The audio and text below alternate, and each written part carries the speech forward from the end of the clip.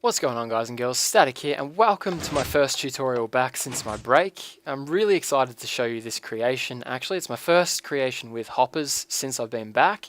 And this is really my first experience with hoppers since they came out after my break. This creation probably isn't going to be too useful if you're just a single player Minecrafter, but if you play on servers, this is definitely going to be something you'll find handy. So as you've probably guessed just from looking at it, this is a combination lock. So as you can see at the moment, my valuable chests up here are locked. You can't open them, which means none of the guys on the server here can steal my stuff. However, we've got this panel up in front of us here with a bunch of item frames on it. And you can see if we punch in a very specific combination, which here is cobblestone arrow bone or arrow bone cobblestone, it unlocks the chests, and now we can access all my stuff and all those lovely diamonds. So this is actually quite a customizable lock. There's a lot of ways you can set this up, and you can have pretty much as many digits in the combination as you want. This particular design is not order sensitive, so you can press the buttons in any specific order you want.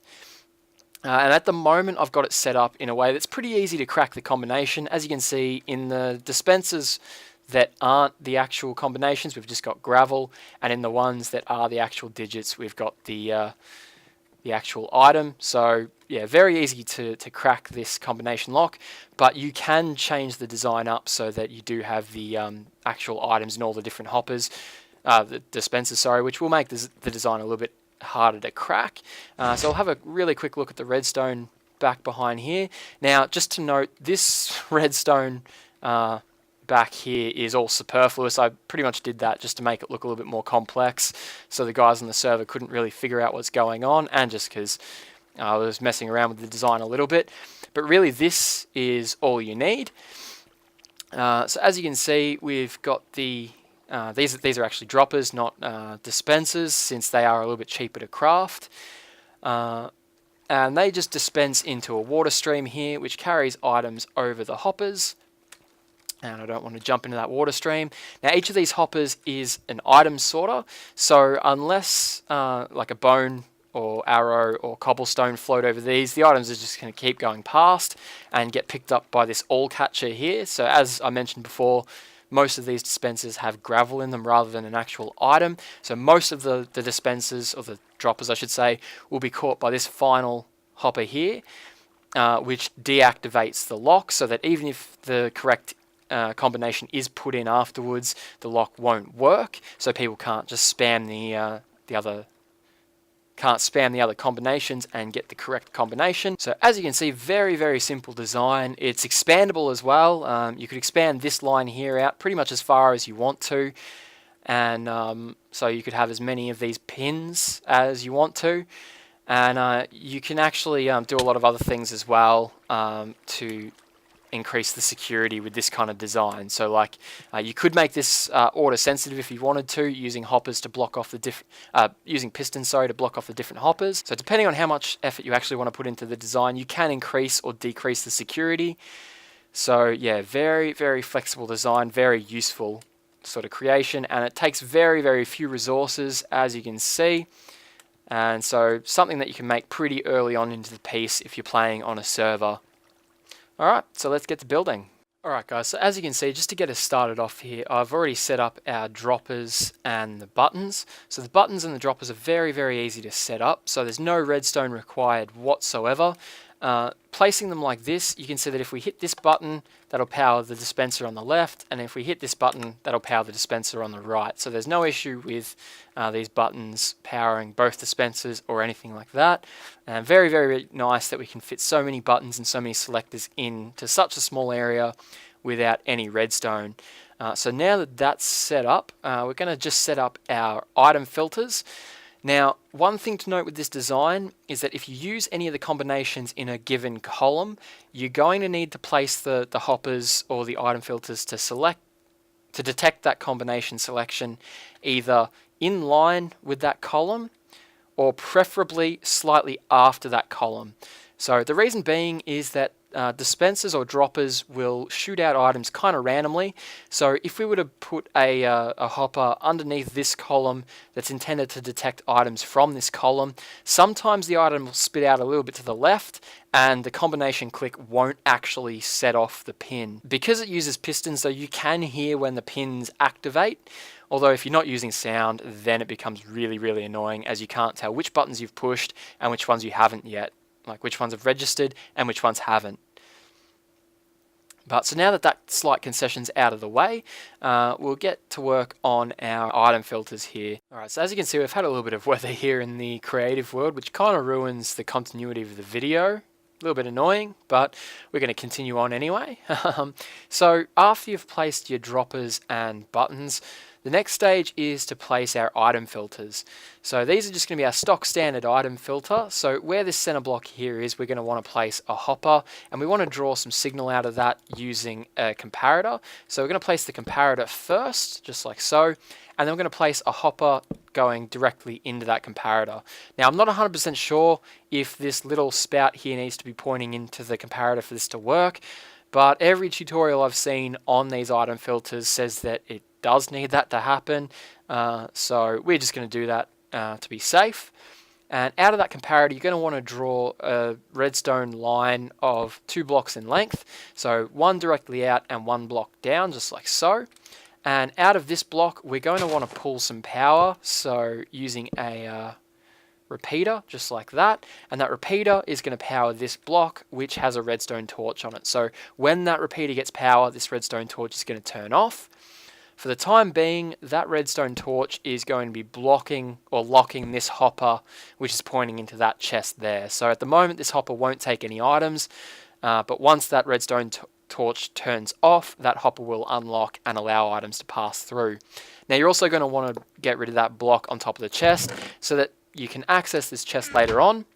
So this is where when items filter through your system, the items are going to be deposited, so that if your hoppers up or droppers, so if your droppers up the top get emptied, you can come down here, open this chest, and you'll have a bunch of whatever item this particular pin corresponds to, and then you can restock those droppers. Pretty simple. Now, even though this item filter design is tileable, and the bud switch design we're going to use in a minute is tileable as well, you can't actually place the bud switches next to each other, otherwise they're going to trigger each other, which is not what we want for the system. So each of your item filters here is going to need to be at least 1 block apart, which is not such a big issue because, like I've said, for each of these columns here, wherever the item comes out, the item filter that corresponds to that item is going to need to be at least in line with this column, or preferably at least 1 block further down the line. So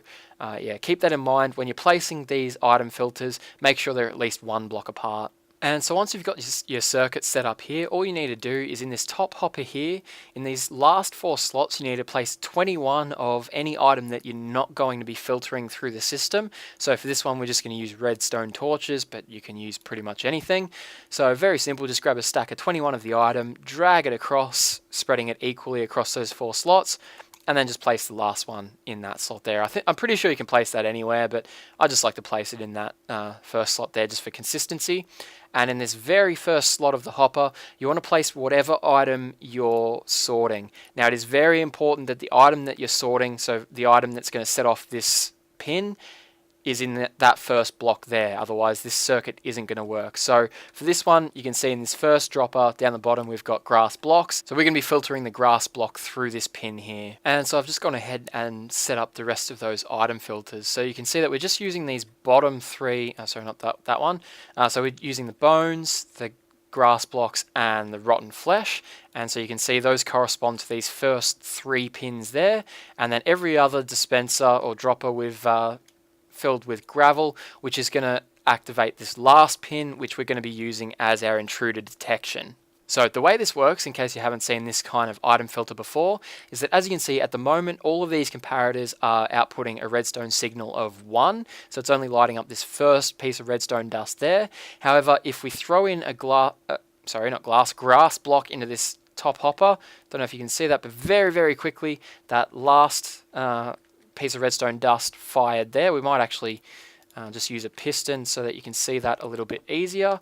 So we're going to just do that. So you can see that triggers the piston just like so. And so we want to try and turn this output into some sort of a kind of like an RS NOR latch kind of signal. So we want it to trigger and stay set. Now, unfortunately, what can we use? We'll use, no, not a redstone block. We want to use some sort of a building block. So unfortunately, the signal that this outputs is longer than a 1-tick pulse. So as you can see, we can't just turn this into a T flip-flop. We're going to need to use some sort of other design to make use of this signal. Now, like I've said, these item filter designs can be tiled, so you could place another item filter right here and they wouldn't interfere, even though the redstone lines would connect. Reason being is that because this only outputs a redstone signal of 2, when that outputs a signal of 2, that's only going to power the redstone dust here and the redstone dust over there, like if we were to place another item filter in this gap, but it won't, however, power the redstone dust that would be here. So it would only trigger, oops, didn't mean to destroy that, but it would only trigger the piston that it was connected to. However, because we're going to use bud switches to turn this signal into some sort of a usable output, if we place them next to each other, this piston triggering will then trigger the piston next to it, so you get 2 pins firing at once, which is not what we want, and that's why we've had to include this gap in between the pins here. Alright, so once we've got this, the next thing we want to do is use some sort of a water stream to drag the items across the top of the hoppers so that the pins downstream can get triggered. So very, very, very simple to do. So we're just going to fill in the blocks between each of these hoppers, and pretty much the most important blocks here are going to be the blocks in front of these dispensers or droppers, and so that's going to mean that when these items get spit out, it's going to hit the glass wall, fall down into the item stream and get carried along that way. And so of course we're going to want to carry that around to the side to contain our water stream, and just carry that along like so. Don't need that there.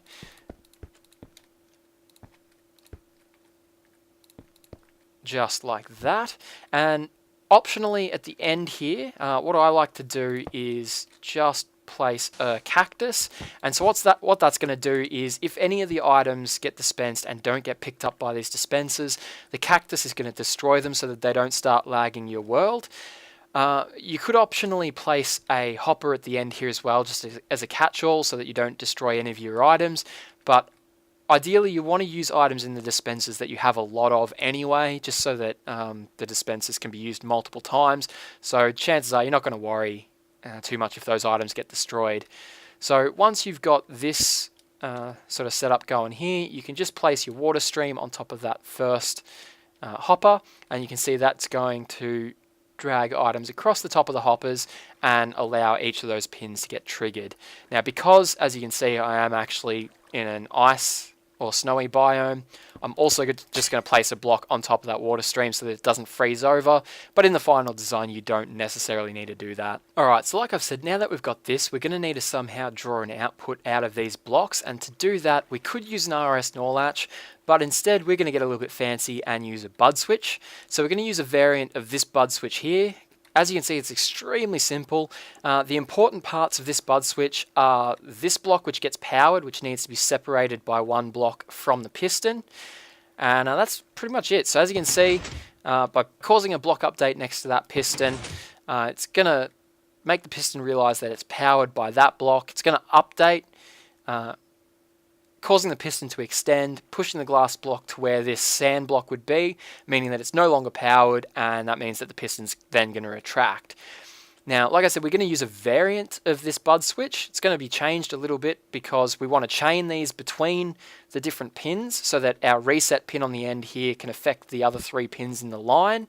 And also we want these bud switches to act so that when they get triggered, instead of straight away retracting, we want them to stay in the set position until we hit a reset line or until that intruder alarm gets hit. So yeah, we're going to alter this just a little bit. So we're going to place all of these just up against the end of the pins there. Now for our reset line, I prefer to use gravel instead of sand just to differentiate it from the other pins. There's no real practical reason for doing this aside from to differentiate the pins. So if you just wanted to use sand or whatever you've got, or gravel for all of the pins, just in case your sand is in short supply, feel free to do that. But for this design, we're just going to use sand for the first 3 pins and gravel for the last one. And so the way that this is going to work is that this first gravel pin here is going to supply the redstone power for all of these 3 bud switches that precede it, so that when this one gets activated, it's going to reset all of the bud switches, including the first one. But when these ones get set, because the power is going to be constant and not dependent on these pins, they're going to stay triggered. So very simply, what we're going to do is drag this redstone line across like so. So as you can see, these pistons are now diagonally powered instead of being powered from the block above. And so we're going to drag that redstone line just across the top like so. And of course, we're going to need another piece of redstone dust like so. We're going to have a repeater pointing into that block there. And that repeater is going to get its power from that block there, which is going to get its power from that redstone torch. So as you can see, that causes this line to be active, and this redstone torch here is going to be our manual reset. So we're just going to put a button there, or if you have a reset, like in my design, I've got the pressure plates for the exit of the room hooked up to this. That way that's going to manually reset the whole thing. And so at this stage, our combination lock is pretty much working. So you can see that if we throw a grass block into here, just so that it hits that first hopper, triggers the first pin, we can throw our other 2 lock items like so, and those trigger the consecutive pins after that. And if we throw in a gravel block, you'll see it'll hit the reset line at the very end, floats over the other hoppers without triggering them, and then triggers that last one, which you see retracts all of the pins. So now all that's left to do is to use these pins here to draw out our signal, and we're going to turn these into some sort of an AND gate. Alright, so this part of the design is the part of the lock that I overcomplicated in the lock that you saw at the start of the video. So to convert these pins extending into a redstone current is actually pretty simple. So what we want to do, we want to pass a redstone current through these pins when they extend. So we're going to send a redstone current at that air block that's above them at the moment using a repeater, which when the columns extend is going to pass the redstone current through the column, allowing it to connect to our piston in a moment. So we're just going to do that like so, using a torch for a constant on signal. Now when those get powered, that's going to send power to a piece of redstone dust on the other side of that column here like so. And those, when they get powered, are going to, and we're actually going to need that there like so, they're going to turn off each of these torches. This is where our AND gate comes into the design.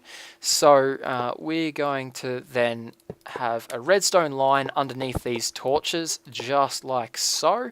And so these torches, because they're currently on, are going to be powering this redstone line, as you can see.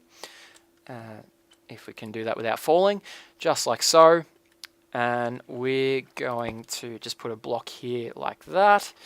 And what do we want? We want to go up like that. Place a sticky piston on the bottom block just like that.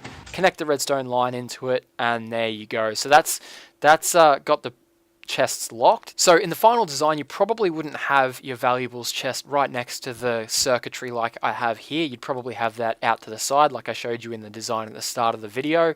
But for now, this will do. You could pretty much just carry this redstone line out wherever you wanted it. Because the signal is always on, it's going to be powering whatever pistons you use to lock the chest. And as you can see, we now can't open that chest. But if we get our items that we need to unlock the chest, which was a bone, we need rotten flesh, and we need a grass block, just like so. So if we throw those into the system, you can see we trigger one pin, next pin, and then when the third pin triggers, you see all of those redstone torches are turned off, which means this redstone line turns off, which unlocks our chest here.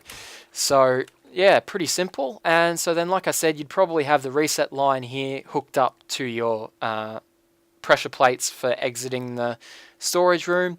And once that triggers, you can see the whole system locks again. And that's pretty much the lock in working order. Now, the only problem with the lock at the moment is that we don't actually have the intruder alarm working. So you'll see if we enter the correct combination, the lock unlocks, and when we put in a gravel block, which is our reset block or our what we want to be our intruder alarm block, it does trigger the system. However, what we want is when people push the incorrect combination, we want the whole lock to lock so that they don't actually know what the combination is. But as you can see, if we just input a gravel block, instead of this one extending and being locked like we want it, it just pulses. So at the moment, it's just a reset pin. But if we want that to be an intruder alert pin, we can do that pretty simply. All we need to do is swap this repeater out for a piece of redstone dust, which means that this block is always going to be diagonally powering that piston, meaning it is a constant bud switch. So you can see if we now throw a piece of gravel in there, that should extend and stay extended. But as you can see, the rest of these pistons here are no longer bud switches because we're not getting power through this line. So to change that, all we need to do is add an extra couple of blocks, just like so, place a repeater facing out, and then curve that redstone line around. So you can see if we retract that piston, now that line is powered, meaning that all of those pistons below there are going to be bud switches. And so when that gravel piston extends, which we'll just throw out there for now. So you see it extends, disables all the other bud switches. So no matter how many times we throw zombie flesh, bones, or grass into those hoppers there, they're not going to trigger the system. So I might actually throw a grass block there, so just so you can see that. So you can see it does trigger, but then it quickly retracts. And that triggers because this block here powers the piston momentarily, but that won't allow for the system to be, that won't count as a valid input of a code. And so resetting this is still pretty much the same. So you can just push that button there. And because that turns off that redstone signal, that'll reset this bud and turns off the signal on this line, so it resets all these other 3 buds here. Alright, and so that's the hopper combination lock done, guys. So if you did enjoy this video, please do leave a like or a favorite, as those do help my channel out a fair bit. If you really enjoyed the content and you want to see more like this, feel free to subscribe to the channel if you haven't already. It is free after all. And like I've said, this is quite a customizable design. So if you come up with your own version of this design with some different features in it, so maybe if you make it order sensitive or something like that, feel free to leave me a video response. So whether you want to send that to me in a message or on my Facebook page or Twitter page, feel free to do that. And the most inventive design that I get sent, I'll probably feature in a future video.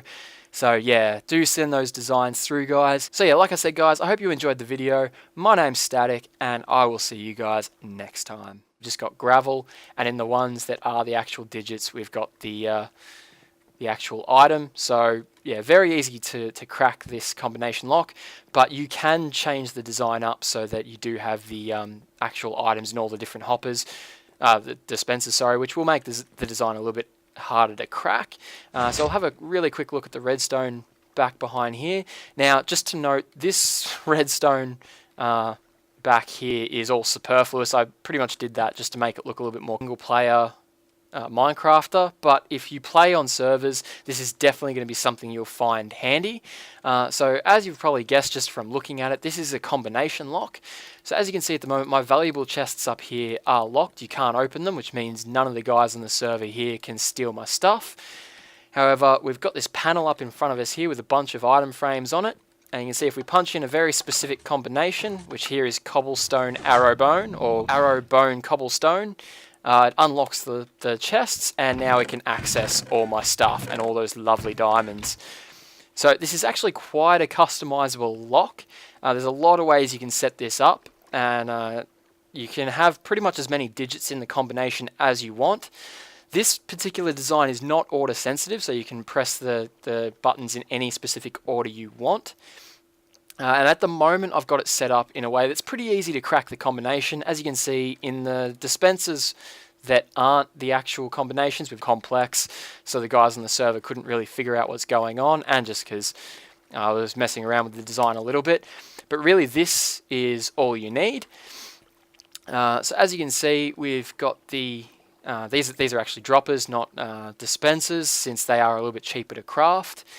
And they just dispense into a water stream here, which carries items over the hoppers. And I don't want to jump into that water stream. Now each of these hoppers is